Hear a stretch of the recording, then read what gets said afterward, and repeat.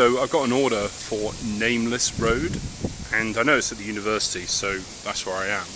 I tried to call the customer loads of times on the way, and the number's dead, it doesn't work. And I've got onto the chat and said, where would you like me to deliver this to? And they said, I'm sorry, I can't tell you that. It's like, okay, what do you want me to do? And they said, go to the address on the order. And I said, okay, that's a Nameless Road, what do you want me to do? And they said, thank you for waiting. So when it's impossible to deliver, what do? Well, now Deliveroo's mostly got rid of their support number, and it's all done on chat. The first thing I would do when you know there's going to be a problem is to start your chat and say, I've got a problem, because if it's busy, sometimes it takes them a little while to respond.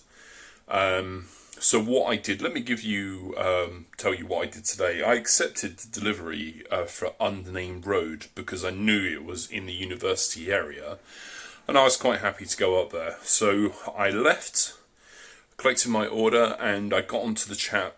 I was about halfway on there, and I messaged and I said, where do you want me to deliver this? Just so I could get them to start thinking about it or try and contact the customer. And I did that for two reasons. One, because they might be able to help me. I know, that's very unlikely. And yeah, as it turns out, they didn't help me.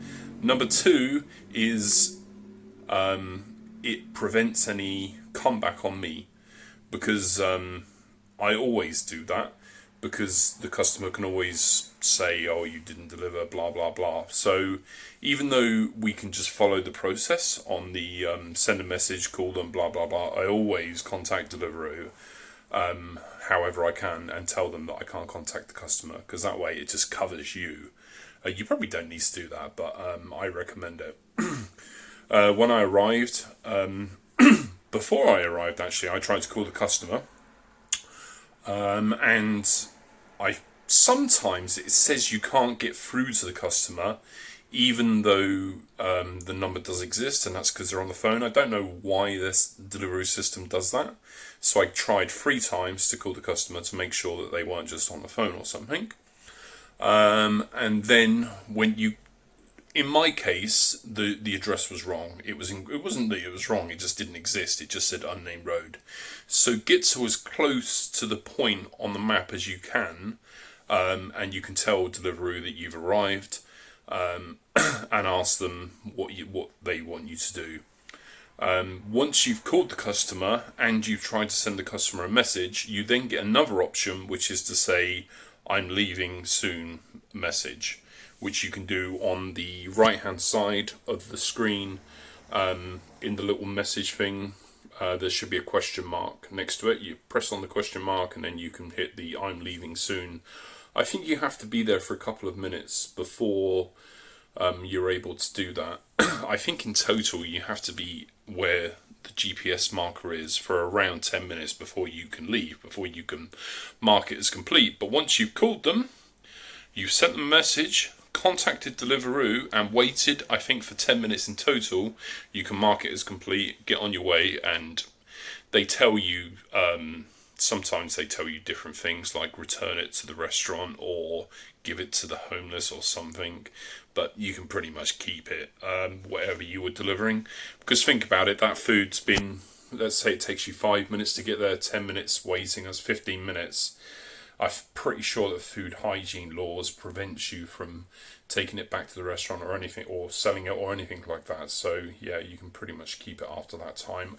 In my case, as you'll see in this video, after I hit the you better hurry your ass up because I'm out of here button, the customer called me, and they gave me the name of the building that they were in, and I managed to find them, no problems at all, when I'm told where to go. So when it's impossible to deliver, there's a few things you got to do.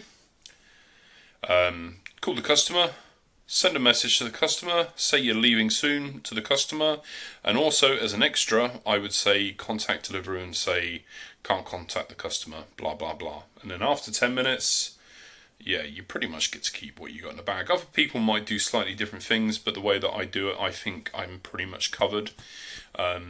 There's no way that the customer can say that I've in some way not delivered the food and marked it as delivered because I've done all of the things. And a very important thing is that you go to the point on the map where the GPS is, because that's how Deliveroo can track us. They know where we are, and once you've been there and they can see you've been there, there isn't really a great deal that the customer can say. The only problem with that is it's kind of like a failing in its own right, that sometimes the GPS dot is in a completely different place than the address, and that can be frustrating because you can't say that you've arrived or delivered until you go to that point. So in which case, again, get onto Deliveroo chat and say, I've delivered it. And there goes something like, are you sure? And you go, yeah, I've delivered it, just mark it as delivered. And they'll do that. Yeah, that's it pretty much.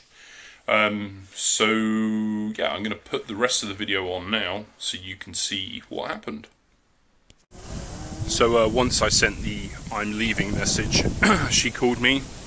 I think what it is her phone number is not English, so the system wouldn't put me through, which is strange because I quite regularly call like international students and the number goes through fine, but supposedly the text message went through, and I said to her, you realise your number doesn't work? And I showed her, and she was like, oh, okay.